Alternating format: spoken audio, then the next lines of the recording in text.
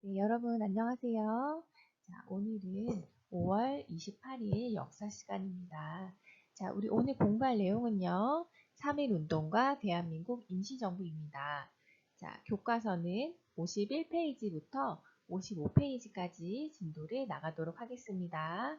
자, 모두 교과서를 준비하시고요. 교과서를 같이 보면서 중요한 부분에는 같이 밑줄을 치면서 그렇게 공부를 하겠습니다. 자, 먼저 3.1 운동의 배경에 대해서 먼저 알아보겠습니다. 자, 여러분 알다시피 우리 지난 시간에 배웠던 내용, 우리 1910년부터 한일합방 조약에 의해서 대한민국은 완전히 대한제국이라는 나라는 역사상 완전히 없는 나라처럼 이렇게 사라지고 일본의 식민 지배를 받게 되었습니다. 자, 그렇게 1910년부터 19년까지 약 한 10년 정도의 시간 동안에 굉장히 일제의 혹독한 무단 통치를 겪게 됩니다. 그래서 일본에서는 굉장히 무자비하게 굉장히 한국인들을 탄압하면서 그런 무자비한 무단 통치를 하였고, 우리 한국 사람들은 우리가 계속 이렇게 일본의 식민 지배를 받으면서 우리 민족이 완전히 일본에게 흡수 통합되는 것을 원치 않았습니다. 그래서 계속 끊임없이 줄기차게 독립운동을 계속 이어져 왔고요. 그리고 이게 빵 터지게 된 계기가 바로 3.1 운동이라고 할 수가 있습니다. 자, 먼저 3.1 운동이 발생하게 된 배경을 같이 보자면, 자, 3.1 운동은 이 발생했던 1919년, 자, 20세기 초반은 전 세계적으로 굉장히 혼란스러운 시기였습니다. 그래서 이 시기는 강대국들이 약소 국가들에 침략해서 식민지로 삼던 그런 제국주의 시절이었고, 그 다음에 전 세계적으로 큰 세계대전이 큰 전쟁이 발발할 정도로 굉장히 국제 정세가 혼란스러운 상황이었습니다.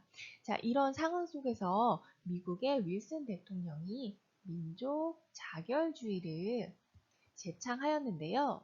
자, 이 민족 자결주의라는 의미는 교과서 51페이지에 잘 나와 있습니다. 자, 민족 자결주의라는 것은 스스로 자자의 맺을 결자입니다. 즉, 그 민족 사람들은 자신들의 정치적인 운명을 스스로 결정할 권리가 있다. 그리고 다른 민족의 간섭을 받지 않고 독립할 수 있다라는 내용을 가지고 있는 것입니다. 자, 이러한 민족 자결주의가 우리 민족에게도 많은 영향을 미쳤습니다. 또한 1919년도 2월 8일 날 일본 도쿄에서 유학하고 있었던 우리 한국인 유학생들이 있었는데요. 자, 이 한국인 유학생들이 일본 본토에서 28 독립선언문을 발표합니다. 독립선언서를 발표하면서 우리 한국인은 일본과는 다른 민족이고 우리의 오랜 5천년 역사를 계속 이어져 와야 하는데 우리가 일본의 완전히 흡수 통합되어서 이대로 역사 속에서 사라지는 것을 우리는 원치 않는다. 우리는 반드시 일본으로부터 분리 독립할 것이다. 라고 하는 그런 의지를 나타내는 독립선언서를 낭독을 합니다. 자, 이렇게 일본에서도 어린 유학생들이 이렇게 독립선언을 할 정도로 우리 국민들의 독립에 대한 열망은 굉장히 간절했습니다. 그래서 1919년 드디어 이제 3월 1일 그날이 다가왔습니다. 자, 이날 민족 대표라고 하는 사람들이 한 30여 명 정도에 되는 사람들이 태화관이라고 하는 그런 장소에 한 곳에 모입니다. 그런데 이곳은 그냥 밀폐되어 있는 식당이었어요. 자, 그곳에 모인 다음에 사람들이 있는 앞에서 이렇게 넓은 공간에서 이제 공개적으로 한 것이 아니라 자신들끼리 모여 있는 좁은 장소에서 독립선언서를 낭독을 합니다. 그리고서는 바로 일본의 헌병 경찰에게 자수를 해요. 그래서 그냥 잡혀갑니다. 그냥 그대로 그냥 싱겁게 끝났어요. 하지만 우리 학생들, 어린 10대 학생들은 서울의 탑골 공원이라고 하는 넓은 광장에 모였습니다. 그래서 이 서울 탑골 공원은 서울 종로구에 있는데 서울에서도 가장 중심지인 곳이에요. 자, 그곳에 이제 수백 명, 수천 명의 많은 학생들이 모인 다음에 거기서 공개적으로 독립선언서를 낭독하고 그리고 대한독립 만세를 외치는 독립 만세 시위를 벌이게 됩니다. 자, 그래서 이때 여러분들 정도 나이밖에 안 돼 10대의 어린 학생들이 많이 모여서 태극기를 휘날리면서 대한독립 만세를 외치면서 그렇게 열망하는 마음으로 독립을 외쳤다라고 합니다. 이때 무단 통치 시기였기 때문에 일본의 헌병 경찰들이 이런 한국 사람들을 가만 냅두지 않았겠죠. 그래서 경찰이 굉장히 무력으로 이 시위대를 탄압을 합니다. 그래서 차고 있던 총칼로 정말 무자비하게 마구 사람들을 학살하고 또 많은 사람들을 형무소에 끌고 가서 가둡니다. 그리고 그때 형무소에 끌려갔던 많은 사람들이 굉장히 모진 고문을 당하시다가 많이 돌아가셨다고 합니다. 자, 이러한 3.1 운동에 3월 1일 날 서울에서 발생했던 3.1 운동의 영향이 전국 각지로 퍼지게 돼요. 그래서 서울에서뿐만 아니라 전국 각지의 농촌 지역까지 다 확대되어서 많은 사람들이 이 독립운동에 참여를 하였습니다.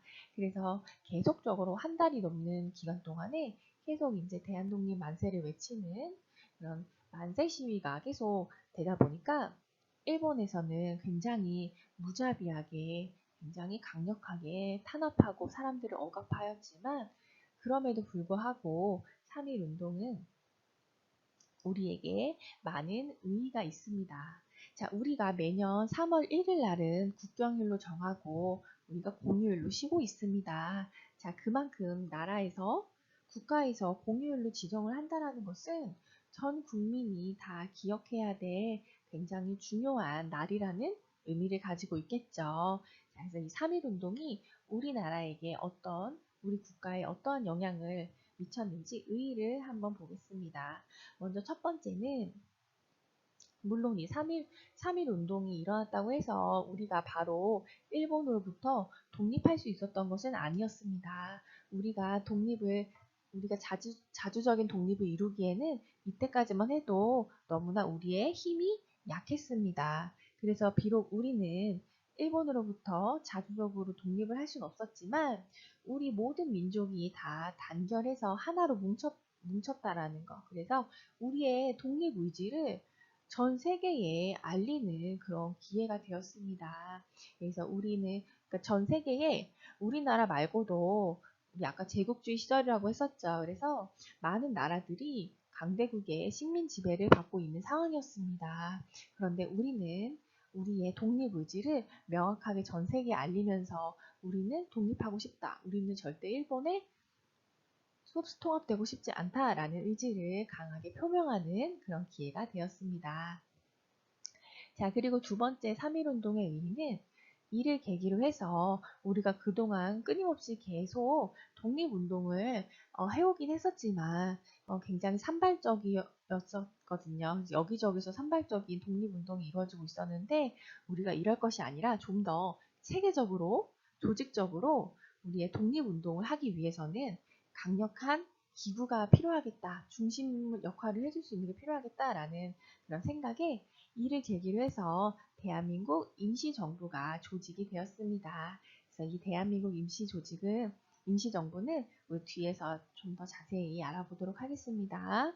자, 그리고 1910년대에 일본의 식민 지배 방식은 굉장히 사람들을 무력으로 겁을 주고 억압하고 무자비하게 탄압하고 이런 무단 통치의 방식이었는데 3.1 운동을 계기로 해서 일본에서는 이런 방식으로 사람들을 다루었다가는 사람들의 반발심만 더 자극하고 우리가 효과적으로 식민지 지배를 하는데 어려움이 있구나, 한계가 있구나 라는 것을 깨닫게 돼요. 그래서 문화통치 방식으로 일본의 식민 지배 방식을 바꾸는 계기로 작용을 하기도 하였습니다. 자, 이제 교과서 53쪽으로 오셔서요. 대한민국 임시정부의 수립과 활동에 대해서 알아보도록 하겠습니다. 자, 아까 방금 우리 알아봤다시피 대한민국 1919년 3.1운동이 발발한 것을 계기로 해서 우리 민족의 독립투사들이 우리가 좀 더 체계적이고 조직적인 독립운동을 하기 위해서는 뭔가 강력한 이 조직을 이끌어 나갈 수 있는 그런 중심 역할을 해주는 기구가 필요하다라는 그런 깨달음을 얻고 먼저 3월에 러시아의 블라디보스토크라는 도시가 있습니다. 그래서 여러분들 53쪽에 있는 지도를 잠깐 볼까요? 자, 53쪽에 있는 지도를 보면 우리 북한에서 조금만 올라가면 바로 있는 도시예요. 그래서 우리나라에서 굉장히 지리적으로 인접해 있는 가까운 도시입니다. 그래서 여기 블라디보스토크에 먼저 대한국민의회가 결성이 되었습니다. 그리고 그 다음 달인 4월 달에는 대한민국 임시정부가 중국 상하이에 설립이 되었고요. 자, 그 다음에 여러 활동을 하던 도중에 아무래도 러시아보다는 중국이 좀 더 지리적으로 가깝기도 하고 독립활동하기에 더 유리하다라고 판단을 해서 9월 달에 상하이에 대한민국 임시정부를 본격적으로 출범시켰습니다. 그래서 이 대한민국 임시정부의 초대 대통령은 임시 대통령으로 이승만이 뽑혔고요. 그 다음에 우리 민족의 역사상 최초로 민주공화제 정부가 출범되었습니다. 자, 이 민주공화제 정부라고 하는 것은 우리가 사회 시간에 배웠던 것대로 권력을 세 개로 쪼개 놓는 거예요. 그래서 입법부, 사법부, 행정부 이렇게 국가 권력 기관을 셋으로 쪼개 놓아서 어느 한 곳에서 권력을 독점하지 않을 수 있도록 하는 그런 체제가 바로 민주공화제입니다. 자, 그 이전까지만 해도 우리가 대한제국 시절까지만 해도 왕이 국가를 다스리는 그런 군주제 체제였었죠. 그런데 우리가 이 전통적인 왕이 있는 군주제 체제에서 벗어나서 처음으로 민주공화제 정부가 구성되었다라는 점에서 큰 의의가 있다고 할 수 있겠습니다. 자, 그리고 이러한 대한민국 임시정부에서는 어떠한 역할을 하였냐 하면, 자, 먼저 연통제를 실시하였는데요. 이는 전국 각 지역에 책임자를 둬서 서로서로 이제 긴밀하게 연락을 주고받을 수 있도록 하기 위해서 연통제를 실시하였습니다. 그래서 서로 간에 이제 업무를 전달하거나 보고하거나 이럴 때 서로 연락이 원활하게 잘 될 수 있도록, 그리고 또 독립운동을 하는 데에는 자금도 필요했겠죠. 그래서 그런 자금들도 조달할 수 있도록 원활하게 이렇게 서로 소통이 될 수 있도록 하는 그런 기능을 담당하였습니다. 자, 또한 통신을 담당하는 교통국을 두기도 하였습니다. 자, 또한 독립운동을 하려다 보면 아무래도 이제 자금이 많이 필요했겠죠. 그래서 이러한 자금을 모집하기 위해서 물론 자발적으로 이 독립자금을 뒤에서 대주는 사람들이 있었어요. 그래서 우리 한국 땅에서 기업 활동을 하거나 아니면 이제 큰 부자들, 많은 돈을 가지고 있는 큰 부자들이 이제 일본의 감시를 피해서 몰래 독립자금을 대주는 역할을 하기도 하였습니다. 그리고 또한 애국 공채를 발행하여서 이것으로 독립자금을 모으기도 했습니다. 자, 애국 공채라고 하는 건 뭐냐 하면, 일단 애국이라는 단어는 이제 나라를 사랑한다는 뜻이고, 이 공채라는 말은 뭐냐 하면 일종의 채권을 얘기하는 건데요. 자, 우리가 나중에 사회 시간에 좀 더 자세하게 배우게 될 내용이지만, 이 채권이라고 하는 것은 뭐냐 하면 일종의 차용증 같은 거라고 생각을 하면 돼요. 자, 우리가 만약에 돈을 빌리게 되면 차용증을 써주죠. 그래서 내가 몇 월 며칠 날 얼마의 돈을 누구누구에게 빌렸고, 그 다음에 언제까지 얼마의 돈을 이자까지 해서 얼마의 돈을 갚겠다라고 하는 증서를 차용증이라고 하잖아요. 그런 차용증을 써주죠. 이제 그런 거를 이제 정부에서 발행을 하면 국채, 공채 이렇게 얘기를 합니다. 그래서 이런 애국공채를 발행하여서 독립운동 자금을 모집하기도 하였습니다. 자, 또한 우리가 만약 일본과 어떤 무장투쟁을 하게 될 경우도 생길 수 있잖아요. 자, 그럴 경우를 대비해서 군사훈련을 시키는 참의부라는 기관도 운영을 하였습니다. 자, 이렇게 대한민국 임시정부는 비록 우리나라 땅에서는 우리나라 땅에 그 정부 기관을 세울 수는 없었지만 중국 상하이에 임시적으로 거처를 정하고 거기서 다양한 독립활동들을 전개하였습니다. 자, 하지만 아쉽게도 1923년도에 국민대표회의가 열렸는데 여기서 사람들 간에 너무 의견 대립이 심하고 또 이렇게 파가 갈리면서 결국에는 사람들이 대립이 너무 심하다 보니까 이때 많은 독립운동가들이 떠나가게 됩니다. 그래서 뿔뿔이 사람들이 흩어지게 되기도 하였어요. 그래서 이때 이후로는 이 대한민국 임시정부의 활동이 좀 침체되게 되었습니다. 자, 하지만 우리 아까도 얘기했듯이 우리나라 최초의 그런 민주공화제 체제의 그런 국가가 근대적인 형태의 근대 국가가 처음으로 설립되었다라는 점에서 의미가 있고 또 우리 민족이 비록 일본과 맞서서 싸워서 지금 당장 우리가 자주적인 독립을 이루기에는 아직 너무나 힘이 부족한 상황이었지만 그래도 우리가 이렇게 꾸준히 독립 의지를 가지고 열심히 독립을 하기 위한 여러 운동을 펼치면서 노력하였다라는 점을 우리에게 시사해주고 있습니다. 자, 이제 55페이지에 있는 확인하기 문제를 같이 풀어보도록 할게요. 자, 대한강복회. 자, 대한강복회는 백오인 사건으로 해체되었다. 자, 이게 맞나요? 아니요, 그렇지 않죠. 자, 이것은 우리가 이제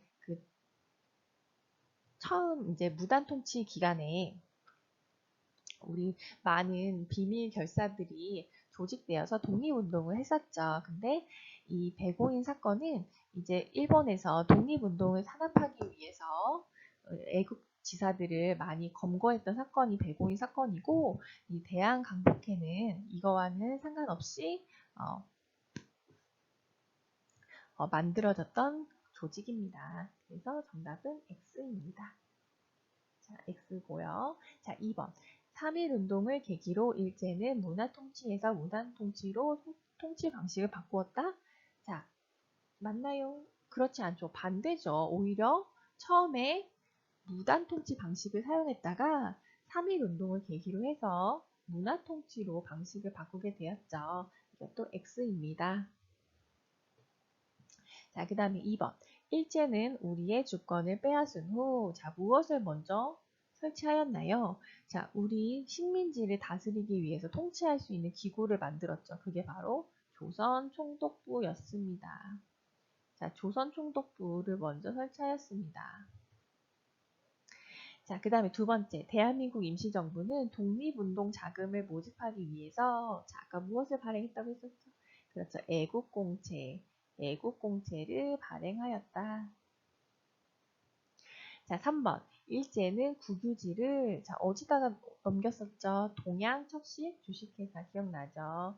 자, 일제에서 우리의 소중한 토지를 빼앗기 위해서 너무나 비열하게 사용했던 방법이 바로 이 토지조사 사업을 한다고 하는 명목으로 이런 동양척식 주식회사에다가 헐값에 막 팔아버리는 거였죠. 자, 그래서 이 동양척식 주식회사로 넘어간 토지를 여기서 일본인들에게 막 헐값으로 막 넘겨주면서 많은 우리 국민들은 땅을 빼앗기고 그렇게 어렵게 살아가게 굶주리면서 어렵게 살아가게 되기도 하였습니다. 자, 오늘도 고생 많았고요. 오늘 수업은 여기까지 하도록 하겠습니다.